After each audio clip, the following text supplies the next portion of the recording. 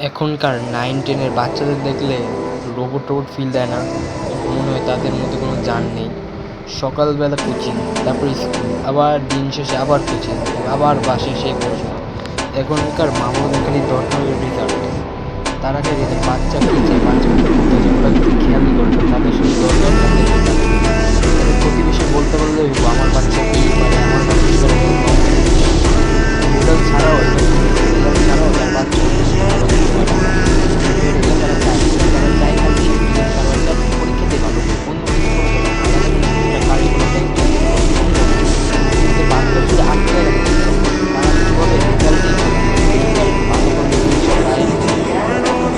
কিন্তু তাদের কেমনে বুঝাবো, রেজাল্ট ছাড়াও তো অন্য কিছু আছে, অনেক কিছু করা যায়, এটা ভালো রেজাল্ট না করলে অনেক সমস্যা হতে পারে।